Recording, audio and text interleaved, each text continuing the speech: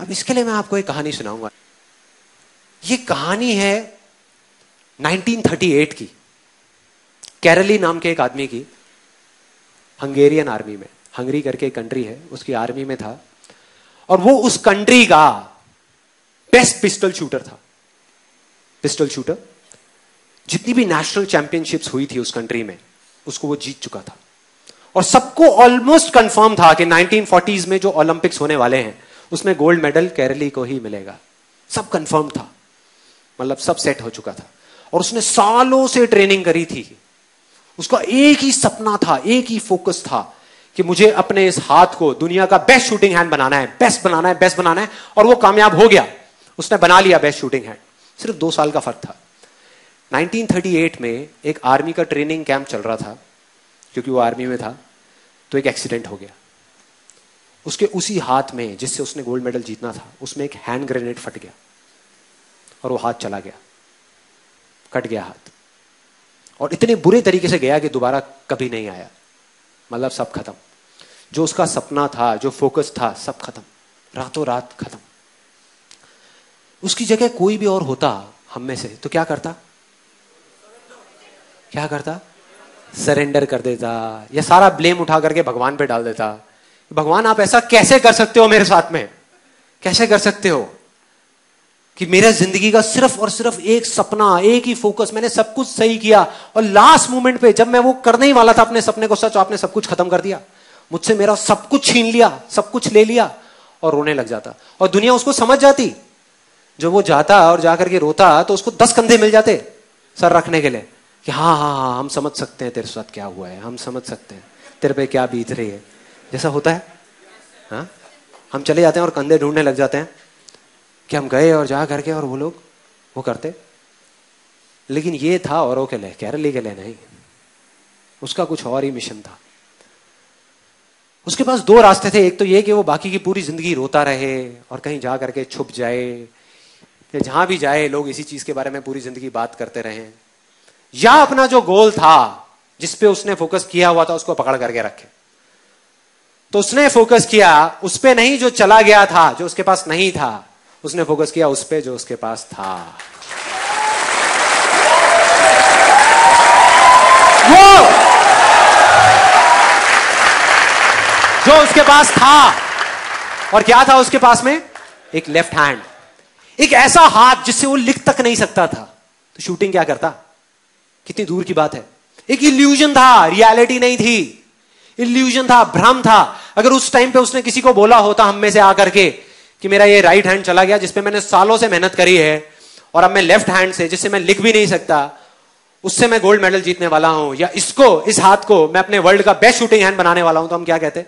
तू पागल हो गया, पागल हो गया है, नहीं हो सकता। लेकिन उसने वेट नहीं किया, उसको परवाह नहीं थी, उसको कोई कंधा नहीं चाहिए था रोने के लिए। उसने अपना सारा फोकस उठा करके यहां डाल दिया और सही 1 महीने बाद, 1 महीने तक उसका हॉस्पिटल में इलाज चला इस हाथ के लिए। 1 महीने बाद हॉस्पिटल से बाहर आया और अपनी ट्रेनिंग शुरू कर दी इस हाथ की। सही 1 महीने बाद उसको दर्द हो रहा था अभी भी यहां पे, क्योंकि ये हाथ जा चुका था और यहां पे दर्द, बुरी हालत, पेन, ऊपर से लेफ्ट हैंड जिसमें इतनी पावर नहीं थी उसको ट्रेन करने का दर्द, 0 से शुरू करने का दर्द। लेकिन उसने वहां पे कहीं पे फोकस नहीं किया। उसने फोकस किया सिर्फ एक गोल पे, जो था कि मेरे को अपने इस हाथ को पूरी दुनिया का बेस्ट शूटिंग हैंड बनाना है, बेस्ट शूटिंग हैंड बनाना है। और उसने अपना सारा फोकस उठा करके वहां डाल दिया।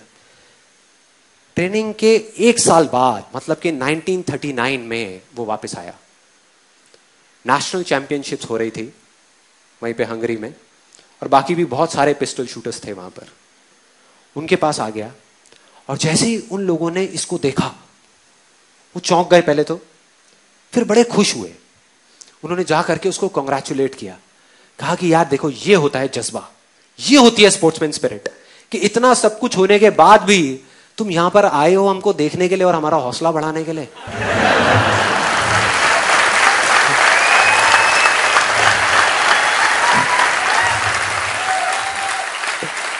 किसी को नहीं पता था कि वो 1 साल से अपनी ट्रेनिंग कर रहा था लेफ्ट हैंड की, वो सीक्रेट में कर रहा था, मतलब सीक्रेटली कर रहा था, किसी को बताया नहीं था उसने, क्योंकि उसको ये था कि अगर मैंने किसी को भी बताया तो लोगों के अजीब से रिएक्शंस आने शुरू हो जाएंगे, तो क्या जरूरत है उन रिएक्शंस की, छोड़ो ना। उसने फोकस किया और उसने जवाब दिया बाकी सब लोगों को जो उससे हौसला बढ़ाने की बातें कर रहे थे। कहता मैं यहां पर तुम्हारा हौसला बढ़ाने नहीं आया, तुम्हारे साथ कॉम्पीट करने आया हूं, तुमसे लड़ने आया हूं। तैयार हो जाओ, तैयार हो जाओ, दम है तो लड़ो। और कंपटीशन हुआ। बाकी सब वहां पर जितने भी लोग थे वो कॉम्पीट कर रहे थे अपने बेस्ट हैंड से। दोनों में से जो बेस्ट हैंड था उससे कॉम्पीट कर रहे थे। ये कॉम्पीट कर रहा था अपने ओनली हैंड से, ओनली हैंड से। कौन जीता? The man with the only hand, Karoly जीत गया, नेशनल चैंपियनशिप जीत गया।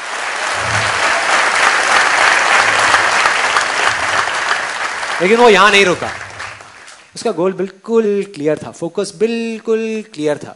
बहुत लाइमलाइट मिली, बहुत जगह न्यूज़पेपर्स में, मीडिया में, पूरी दुनिया में उसके बारे में बातें होने लग गई कि एक आदमी के साथ इतना बड़ा हादसा हुआ और अब आकर के देखो उसने नेशनल चैंपियनशिप जीत ली।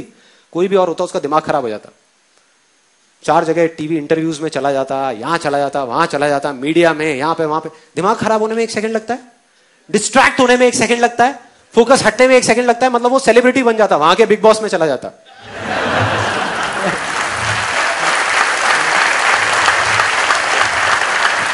या वो कौन सा आता है, नच बलिए,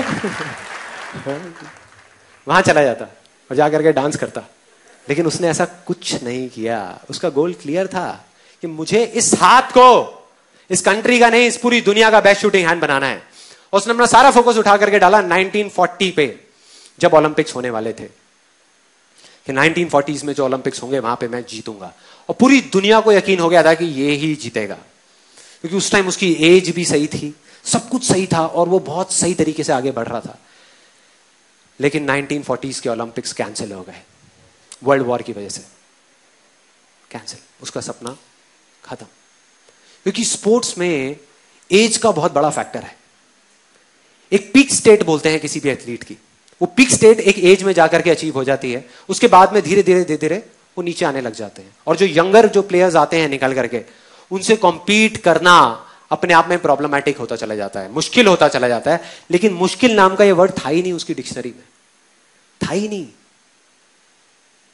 उसने कहा कोई बात नहीं यार, कोई फर्क नहीं पड़ता, एज वेज के फंडे औरों के लिए, मेरे लिए नहीं है। उसने अपना सारा फोकस उठा करके कहां डाल दिया? 1944 में जो ओलंपिक्स होने वाले थे उसके ऊपर।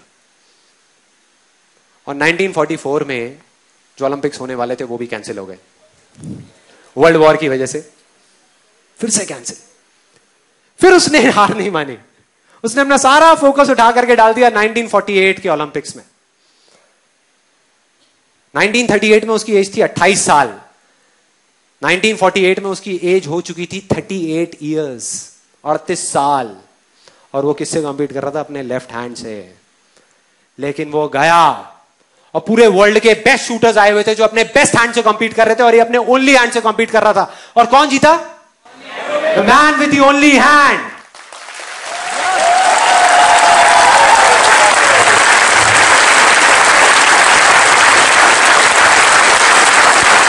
जीत गया। और पूरी दुनिया हिल गई कि ये कैसे हो सकता है। पूरी दुनिया के लिए एक इल्यूजन जैसा था जो रियलिटी बन चुका था, सिर्फ एक आदमी के फोकस करने की वजह से। उसने फोकस किया अपनी ड्रीम पे और वो सच हो गया, ओलंपिक्स में गोल्ड मेडल। लेकिन वो तब भी नहीं रुका। 1952 ओलंपिक्स दोबारा कॉम्पीट किया उसने, और इस बार गोल्ड मेडल कौन जीता? कैरली दोबारा जीत गया 4 साल बाद दोबारा से, और पूरी की पूरी हिस्ट्री को बदल करके रख दिया ओलंपिक्स की। इस पर्टिकुलर कंपटीशन में उससे पहले किसी भी एथलीट ने लगातार 2 गोल्ड मेडल्स नहीं जीते थे, नहीं जीते थे। और किसने जीता? कैरली। क्या किया उसने? अगर हम ध्यान से देखें क्या किया, कहां फोकस किया, वेयर टू फोकस ऑन, कहां फोकस किया? अपनी स्ट्रेंथ्स पे या अपनी वीकनेसेस पे? स्ट्रेंथ्स पे। अपने पास्ट पे या अपने फ्यूचर पे? प्रेजेंट पे और फ्यूचर पे। और उसने कहां फोकस किया? जो चीज उसके पास थी उस पे, या जो नहीं थी उस पे? जो थी। हम लोग क्या करते हैं, या जो लोग नहीं आगे बढ़ पाते, अपने इल्यूजन्स को कन्वर्ट नहीं कर पाते, वो कहां फोकस करते हैं? वो उन चीजों पे फोकस करते हैं जो उनके पास नहीं है, कि मैं ये चीज इस वजह से नहीं कर सकता क्योंकि मेरे पास में ये पूरी की पूरी लिस्ट है, ये नहीं है, ये नहीं है, ये नहीं है, ये नहीं है, ये नहीं है, ये नहीं है, इस वजह से मैं नहीं कर सकता। करते हैं ऐसा? करते हैं। आप किसी भी लूजर के पास चले जाओ, उसके पास लिस्ट होगी बहानों की, कि मैं इस वजह से फेल हुआ अपनी लाइफ में, इस वजह से मैं कुछ नहीं कर पाया, बहुत लंबी लिस्ट है। और वो किसी को भी बैठ के कन्विंस कर सकते हैं, मुझे भी कन्विंस कर सकते हैं, लेकिन अपने आप को कैसे कन्विंस करोगे यार?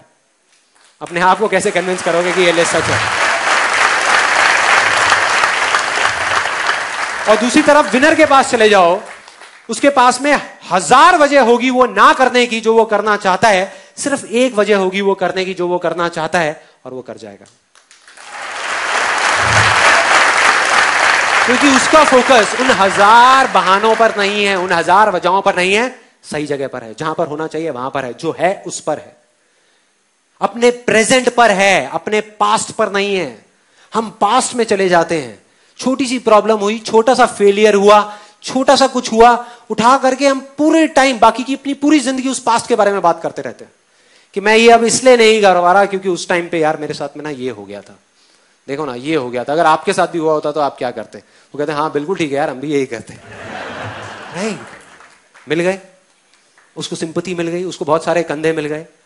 लेकिन जो विनर होता है वो कहां फोकस करता है कि आज पास्ट में मेरे पास क्या नहीं था, कोई फर्क नहीं पड़ता, वो पास था गया, आज मेरे पास में क्या है, सिर्फ वहां पर फोकस करना है। सिर्फ वहां पर फोकस किया और कोई भी इल्यूजन रियलिटी बन गया। सिंपल है।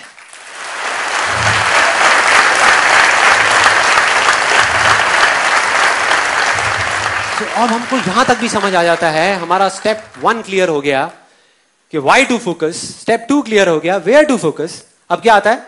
How to focus, right? How to focus, के भाई फोकस करना कैसे है, ये दोनों चीजें समझ आ गई, आपने ढूंढ ली अपने अंदर से, इसमें कोई रॉकेट साइंस नहीं है।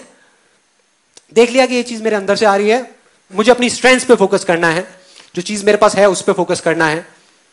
अब सवाल यह है कि फोकस करना कैसे है, कि अपने उस अंदर के एनवायरनमेंट को चेंज कैसे करना है, जिसकी मैंने बात करी।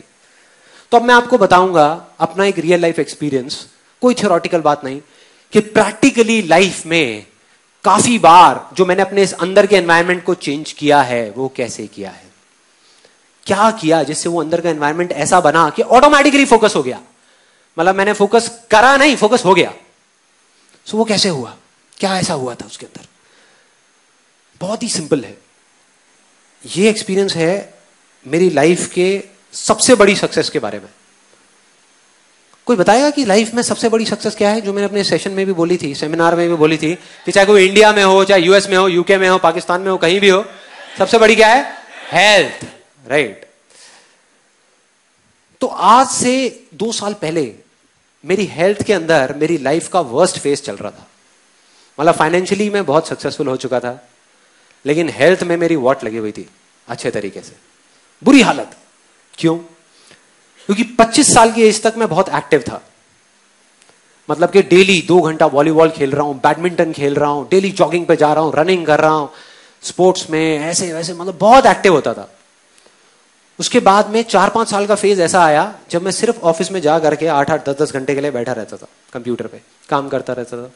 और धीरे धीरे जो मेरा एक्टिव जो लाइफस्टाइल था वो चेंज हो गया, वो पैसिव लाइफस्टाइल में कन्वर्ट हो गया, मतलब बैठे बैठे, जिसकी वजह से बहुत सारी हेल्थ रिलेटेड प्रॉब्लम शुरू हो गई। जैसे बैक पेन होता है, और सबसे बड़ी चीज वेट बहुत बढ़ गया। उस टाइम मेरा वेट हो गया था अराउंड 83-84 के आसपास में, और पेट यहां से यहां तक आ गया था, मतलब बैठ के चाय पी सकता था मैं अगर चाहता था ना, अच्छा खासा हो गया था देखने में।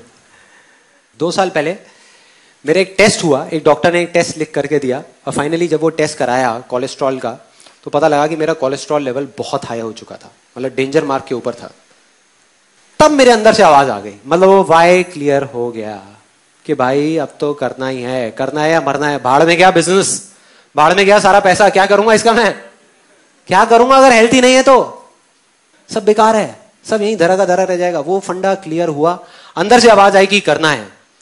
अब सेकेंड स्टेप था वेयर टू फोकस ऑन, मतलब कि एग्जैक्टली क्या करना है, क्या करना है, क्यों करना है क्लियर हो गया, बट क्या करना है। इस बार मैंने कोई जल्दी नहीं करी, मैंने कहा इस बार मैं बड़े आराम से करूंगा, रिसर्च करके, समझ करके कि भाई अल्टीमेटली फोकस करना कहां है। ये कहना गलत होगा कि मैं हेल्थ पे फोकस कर रहा हूं। हेल्थ अपने आप में एक बहुत बड़ा टर्म है।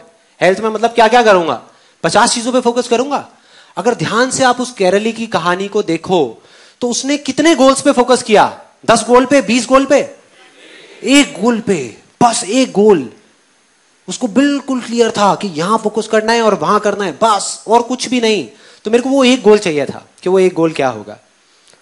तो जब पढ़ा तो समझ आया कि जो बेसिक फंडा था इसका हेल्थ का, या जो मेरा बेसिक रूट कॉज था, वो क्या था कि जब भी वेट बढ़ता है उसके पीछे सिंपल सा एक रीजन होता है कि अगर हम जितनी हमारी भूख है उससे ज्यादा खाएंगे तो वेट बढ़ेगा, कम खाएंगे तो वेट कम होगा। सिंपल सा फंडा है जिसको कैलोरीज बोलते हैं, इंग्लिश में कैलोरीज बोलते हैं। सारा खेल उसका है। तो वो चीज समझ आ गई। और फिर जब थोड़ा सा और पढ़ा तो समझ आया कि इसका सोल्यूशन क्या है। मतलब एग्जैक्ट मैं वहां तक पहुंच गया। सोल्यूशन बहुत ही सिंपल था। सोल्यूशन ये था कि अगर मैं अभी धीरे खाने लग जाऊं तो प्रॉब्लम सॉल्व हो जाएगी। और फिर जब नेट पे गया, मैंने जा करके एक सिंपल सी लाइन सर्च करी, benefits of chewing your food 32 times, हजारों पेज आ गए। हमको इंडिया में पता नहीं है, लेकिन इंटरनेशनली इस सिंपल से फंडे के ऊपर पता नहीं कितनी रिसर्च हो चुकी है, साइंटिफिकली कितनी रिसर्च हो चुकी है। और उसमें टेक्निकली बताया हुआ है कि एग्जैक्टली क्या होता है। कि अगर एक सिंपल लाइन में बताऊं कि जब हम खा रहे होते हैं तो हमारे पेट से हमारे माइंड तक सिग्नल पहुंचने के लिए कि हमारा पेट भर गया है, उसमें 20 मिनट लगते हैं। साइंटिफिकली ये प्रूव हो गया है कि 20 से 25 मिनट लगते हैं। और जब हम इमोशनल ईटिंग कर रहे होते हैं, मतलब जब हम मन की भूख मिटाने के लिए खा रहे होते हैं, तो हम 10-15 मिनट में सब खत्म कर देते हैं। तो जब तक 20 मिनट होते हैं तब तक बहुत देर हो चुकी होती है। जो हमारे सबके साथ में हो रहा था, मेरे साथ भी हो रहा था। तो मुझे समझ आया अगर किसी तरीके से मैं 32 बार चबाऊं तो सारी प्रॉब्लम सॉल्व। ना किसी एक्सरसाइज की जरूरत, ना डाइटिंग की जरूरत, ना कुछ और करने की जरूरत, सिर्फ धीरे खाना है, सब सॉल्व। मैंने कहा मिल गया जहां पे फोकस करना है, वेयर टू फोकस ऑन, गोल मिल गया। मतलब सिर्फ इस 32 पे फोकस करना है। और बहुत एक्साइटेड। जैसे ये चीज क्लियर हो गई, अब सिर्फ एक चीज रह गई, हाउ टू फोकस, कि फोकस कैसे करना है। उसमें कभी दिमाग ही नहीं लगाया, किसी ने बताया ही नहीं कि कैसे करना है। मैं उसी दिन घर पे जो डिनर था उसको धीरे धीरे खाने लगा। टीवी ऑफ किया, धीरे धीरे 32 बार चबाया, धीरे धीरे खाया, बड़ा खुश, एक्साइटेड कि यार मैंने तो कर दिया, अब शुरू कर दिया, अब देखो कितना मजा आएगा। उसके बाद में अगले दिन फिर से ब्रेकफास्ट में वही 32 टाइम्स, फिर से लंच में वही, डिनर में वही। और ये काफी दिन तक चला। कोई आइडिया कितने दिन चला होगा ये? 3 दिन। 3 दिन, सच बता रहा हूं, 3 दिन। 3 दिन बाद बैक टू नॉर्मल लाइफ। एक मूवी हॉल में गया पिक्चर देखने के लिए। वहां पर वैसे ही मेरे एक दोस्त ने पूछा, कहता हाँ भाई पॉपकॉर्न। मैंने कहा आने दे, साथ में पेप्सी आने दे, बर्गर आने दे। उसके बाद में गए डिनर करने के लिए। वहां पर जो चीजें आ रही है आने दो, शाही पनीर आ रहा है आने दो, बटर नान आ रहा है आने दो। मतलब सब भूल गया। अगले दिन मेरा मन भी नहीं कर रहा था 32 बार चबाने का, मन भी नहीं कर रहा था। मैंने कहा बेकार है यार ये सारी चीजें। 10-15 दिन निकल गए, लाइफ बैक टू नॉर्मल, वही सब वैसे ही चल रहा था। सब माइंड से सब फंडा निकल गया 32 का। अब मुझे जवाब मिला कि कैसे फोकस करना है, how to focus. Again sports से मैं एक मैगजीन पढ़ रहा था, वहां पर इंटरव्यू था टाइगर वुड्स का। टाइगर वुड्स का नाम सुना है सबने?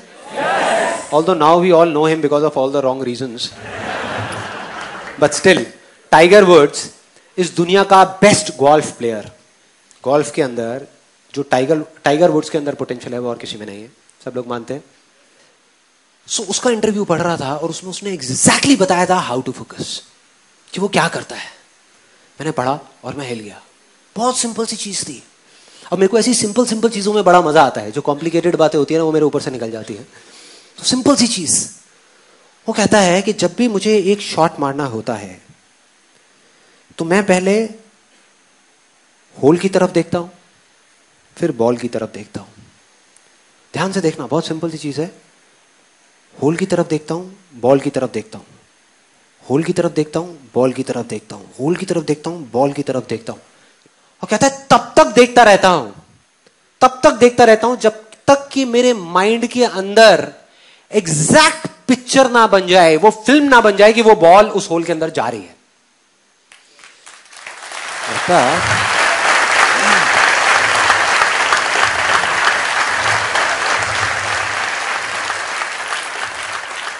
मतलब तब तक देखता रहता हूं जब तक वो पिक्चर बिल्कुल क्लियर ना हो जाए, तब तक मैं शॉट नहीं मारता। लोग क्या गलती करते हैं, उससे पहले शॉट मार देते हैं, या उस पिक्चर को बनाते ही नहीं और शॉट मार देते हैं। जैसे ही ये पढ़ा मैं हिल गया। मैंने कहा यार कमाल हो गया, ये फंडा तो मुझे पता था, इसमें कुछ भी नया नहीं था। और मजे की बात, सिर्फ पता ही नहीं था, इसको मैं पहले अपनी लाइफ में कई बार अप्लाई कर चुका था, लेकिन बिजनेस में, हेल्थ में नहीं। बिजनेस में, अपने काम में इस फंडे को एग्जैक्ट में अप्लाई कर चुका था। लेकिन मैंने सोचा कि वो तो एक अलग, मतलब कई बार आता ही नहीं है माइंड में, आता ही नहीं है कि हाँ हम वो सब कुछ जानते हैं। तब एकदम से याद आता है, कोई बंदा आता है वो याद दिला देता है आकर के कि ये चीज करनी है। मैं भागता हुआ गया और अपने टेलीविजन के नीचे एक ड्रॉअर है, उसको खोला, उसमें से जा करके एक सीडी निकाली। वो सीडी थी मेरे फेवरेट सॉन्ग की। लक्ष्य मूवी का एक गाना है, आप सबने सुना होगा। आपने अगर मेरा IIT का वीडियो देखा है तो उसमें भी मैंने बताया था उस गाने के बारे में। अब मैं आपको एग्जैक्टली बताने वाला हूं वो काम कैसे करता है। तो उस गाने की सीडी को निकाला और उसको प्ले कर दिया और लूप में बार बार सुनने लगा। इस बार मुझे समझ आ चुका था, जवाब मिल चुका था कि मैं पिछली बार क्या गलती करता था, या हमेशा जिंदगी में मैंने क्या गलती करी जब भी मैं फेल हुआ। तो मेरे को पता लग गया था कि अब इस बार वो गलती नहीं होने वाली, और मैं बिल्कुल कॉन्फिडेंट था कि अब तो अचीव होगा ही होगा। तो अब ये बिल्कुल क्लियर था कि अब मैं 32 बार नहीं चबाऊंगा तब तक जब तक मेरे माइंड के अंदर वो पिक्चर नहीं बन जाती कि मैं धीरे धीरे खा रहा हूं। चाहे उस प्रोसेस में 2 दिन लगे, चाहे 4 दिन लगे, चाहे 10 दिन लगे, मैं नहीं करूंगा। मैं इस चीज को शुरू ही नहीं करूंगा, मतलब वो शॉट मारूंगा ही नहीं, उस शॉट को मारूंगा ही नहीं, बस देखता रहूंगा। और वही किया। उस गाने को 5 बार सुना, 10 बार सुना, 20 बार सुना एक दिन में। सुनते माइंड में सिर्फ एक गोल, सिर्फ एक टारगेट, 32। सुनने में अजीब लग रहा होगा, 32 बस, कि मैं 32 बार चबा रहा हूं। अजीब सी चीज, अजीब सी, करता रहा। और फिर जा करके कुछ पेपर्स लिए, उस पर बड़ा लिखा 32, ले जा करके अपनी अलमारी के अंदर, अपने लैपटॉप बैग के अंदर, अपनी गाड़ी के अंदर, अपने ऑफिस के अंदर, ताकि जहां भी जाऊं मुझे वो दिखे। उसके बाद में एक बुक जो मैं पहले से पढ़ चुका था इस चीज के बारे में, कि धीरे धीरे कैसे चबाते हैं, कैसे खाते हैं। It's one of the best selling books on health and nutrition, कि बिना डाइटिंग के और बिना एक्सरसाइज के हम किस तरीके से वेट लॉस कर सकते हैं। इस बुक का नाम है I can make you thin by Paul McKenna. उस बुक को, जो मेरी बुक शेल्फ में ही पड़ी हुई थी, उसको निकाल करके लाया। इस बार मैंने ठान लिया कि इसको 3 बार पढ़ूंगा। जब तक 3 बार इसको पढ़ के खत्म नहीं कर लेता, इसको छोड़ूंगा नहीं। इस बुक को पढ़ता रहा। धीरे धीरे मेरे अंदर का एनवायरमेंट चेंज होने लगा। अंदर का जो एनवायरमेंट था, जिसकी मैंने बात करी थी, वो बदलने लगा। मतलब इस तरीके से बदलने लगा कि मेरे को बिल्कुल पिक्चर क्लियर होती चली गई कि हाँ मैं ये कर सकता हूं। पहले मैं बिना उस एनवायरमेंट को क्रिएट करे जाकर के करने की कोशिश करता था और फेल हो जाता था। बिना उसकी पिक्चर क्रिएट करे शॉट मारता था और वो शॉट इधर उधर चला जाता था, सीधा उस होल में नहीं जाता था। तो इस बार वो क्लियर होने लगा। और चौथे या 5वें दिन एकदम से एक बड़ा अजीब सा थॉट आया मन में कि मुझे जिस थाली में मैं खाता हूं उसी में मुझे छेद करना पड़ेगा। अब बड़ी अजीब सी चीज है सुनने में। और मैं गया भागता हुआ सीधा रसोई में और जा करके वही किया। अपनी एक प्लेट उठाई और सामने से चाकू गरम किया। उधर से मेरी वाइफ देख रही थी, कहती क्या प्लान है भाई?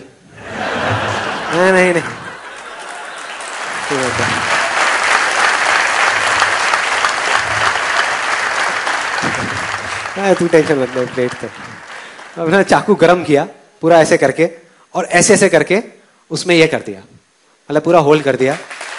बस मतलब यहां से पूरा अच्छे से वो करके होल किया। मैंने कहा कि जिस टाइम पे मैं खा रहा होऊंगा उस टाइम पे मेरे सामने ये होना चाहिए, मतलब लिखा हुआ दिखना चाहिए, ये मुझे घूर रहा होना चाहिए। मैं इसको देख रहा हूं और ये मुझे देख रहा है। दूसरा फायदा जो मुझे समझ आया था कि मेरी प्रॉब्लम क्या है, ये तो है ही कि मैं ज्यादा खाता हूं, लेकिन ज्यादा क्यों खाता हूं?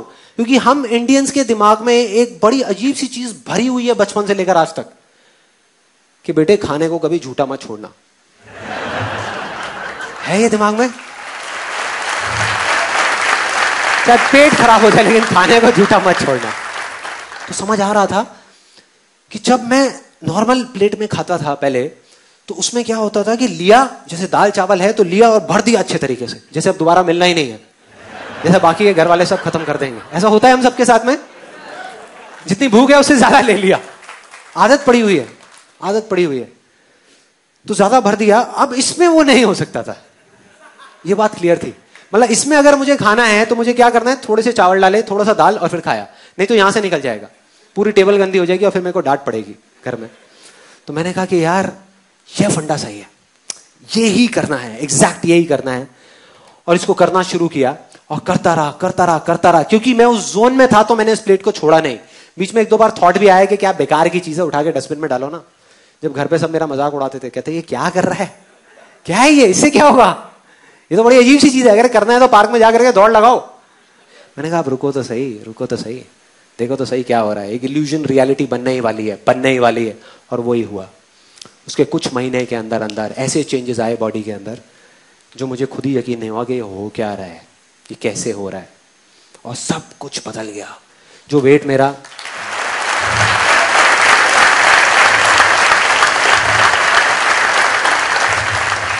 सुनने में छोटी लग रही होगी, लेकिन मेरी लाइफ की सबसे बड़ी सक्सेस अगर आप मुझसे पूछो क्या है तो वो ये है।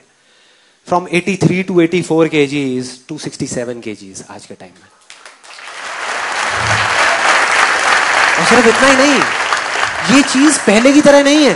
पहले क्या होता था, मैंने वेट लॉस तो कर लिया, 2 महीने में वापस से बैक टू नॉर्मल लाइफ, वापस से उससे ज्यादा वेट हो जाता था। मतलब पहले जितना था उससे भी ज्यादा हो जाता था। अब मेंटेन्ड है।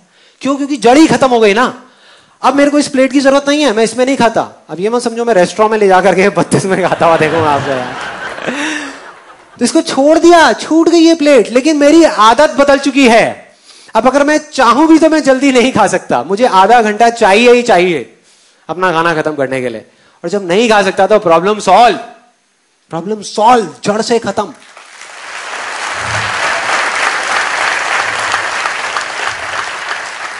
तो अब अगर आप एग्जैक्टली देखो मैंने क्या किया, मैंने आपको बता दिया, सब बता दिया कि कैसे किया, क्या किया और वो किस तरीके से काम किया। और इस फंडे को लाइफ में एक बार नहीं, मैं पता नहीं कितनी बार लगा चुका हूं, कितनी बार अलग अलग चीजों में, कि जा करके एक ऐसा जोन क्रिएट करता हूं जहां जा करके सब कुछ आसान लगने लग जाता है और फिर सब चीजें अपने आप होने लग जाती।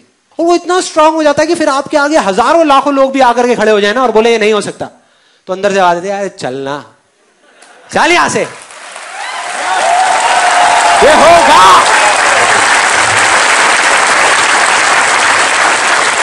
होगा।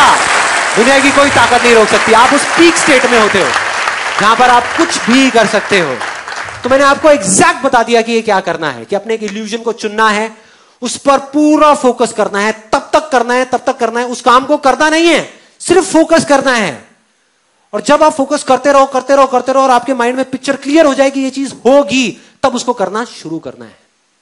और तब जब आप उस काम को करोगे तो वो हो जाएगा। ये थी पूरी की पूरी प्रोसेस। लेकिन एक सच और भी है इसमें से, अभी भी ये सब होने के बाद भी, ये तीनों स्टेप्स कंप्लीट करने के बाद भी, व्हाई, वेयर, हाउ, सब कुछ एग्जैक्टली ऐसा ही करने के बाद भी बहुत सारे लोग होंगे जो कर जाएंगे और बहुत सारे नहीं कर पाएंगे।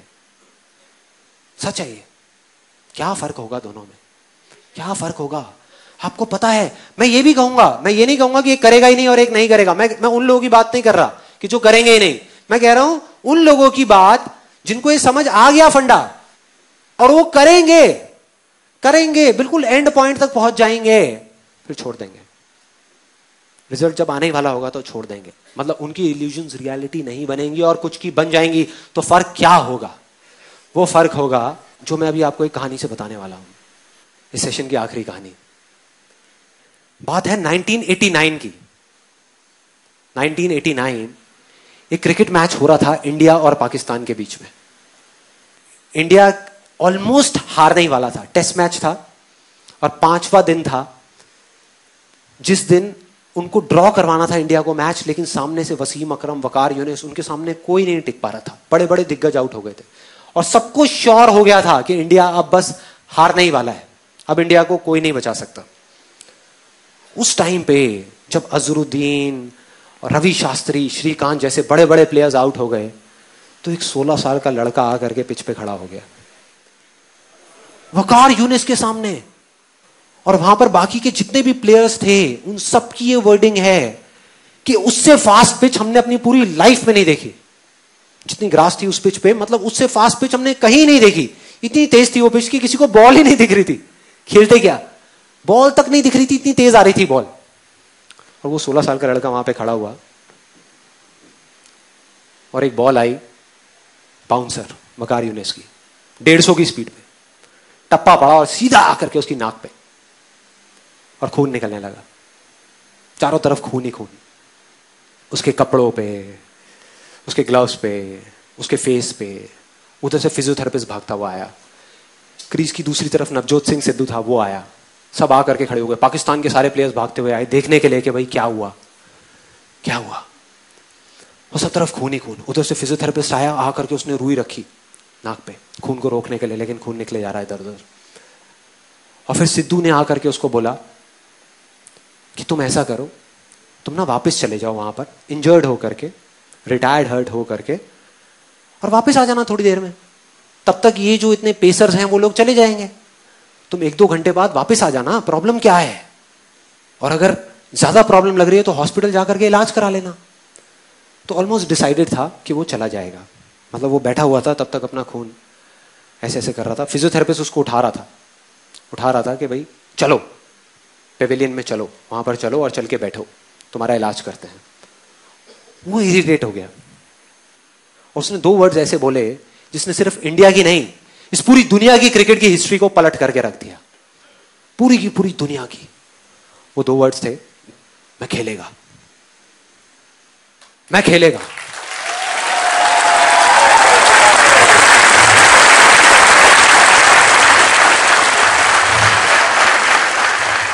इमेजिन करो, एक 16 साल का लड़का, टीवी पे जितने भी लोग देख रहे थे, स्पेशली विमेन, उन सबका ये कहना था कि ऐसी चीजों पे बैन लग जाना चाहिए, कि एक 16 साल के लड़के को अलाउ ही नहीं करना चाहिए कि इतने बड़े बड़े पेसर्स के सामने जाने के लिए। कोई तरीका है? क्या कर रहे हैं?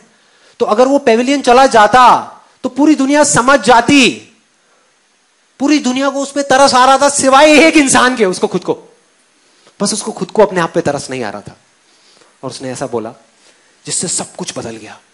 और अगली ही बॉल जो सामने से आई उसमें उसने चौका मारा, चौका अगली बॉल पे।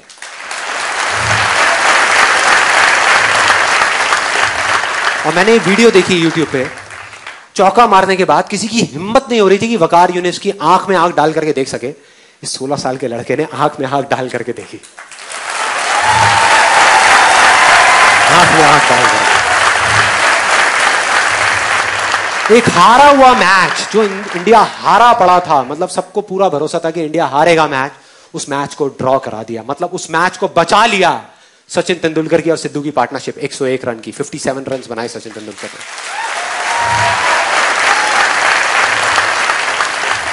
And that's where a star was born. एक स्टार पैदा हो गया। आज नहीं हुआ, आज जिसको हम जानते हैं वो वहां नहीं हुआ, वो हो गया था, तभी हो गया था, तभी जो उसने किया था। यही वो फर्क है, यही वो फर्क है उन लोगों में जो कर जाएंगे और जो नहीं कर पाएंगे। सब कुछ समझ आ गया, फोकस करना है, कैसे करना है, कहां करना है, क्यों करना है, सब कुछ समझ आ गया। बहुत बढ़िया है। तो अब आप करोगे तो इसका मतलब वैसा ही होगा जैसा आप चाहते हो? नहीं, लाइफ वो करेगी जो आपने सपने में भी एक्सपेक्ट नहीं किया।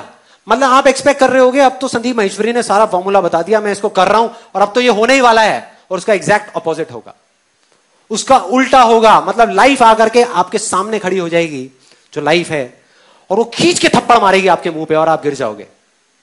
मतलब एक बाउंसर आएगी जो आपको लगेगी और आप चारों तरफ खून ही खून हो जाएगा।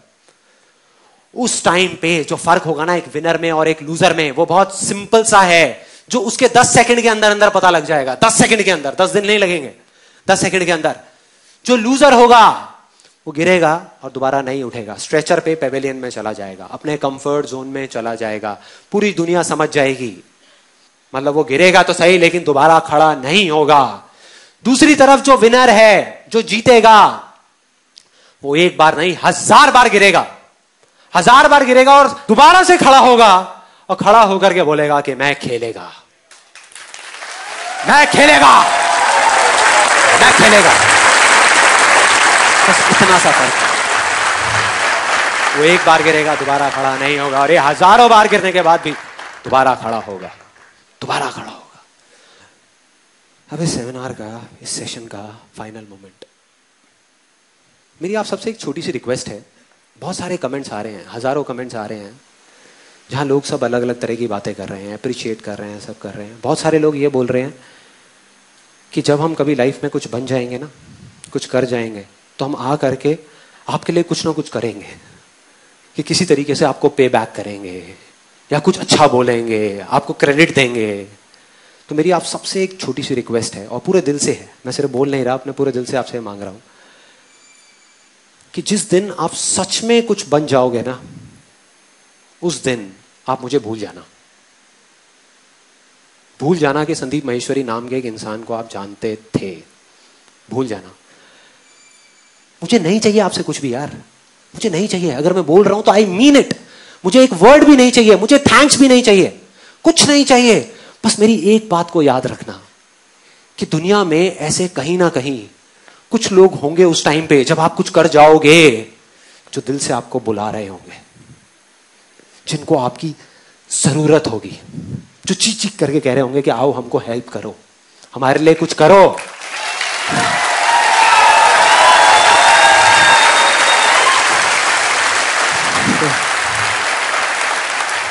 तो मैं अपने पूरे हाथ जोड़ करके आप सबसे ये मांगता हूं कि मुझे चाहे भूल जाना, बस उन लोगों को मत भूलना यार, उन लोगों को मत, मतलब उनके लिए कुछ कर देना।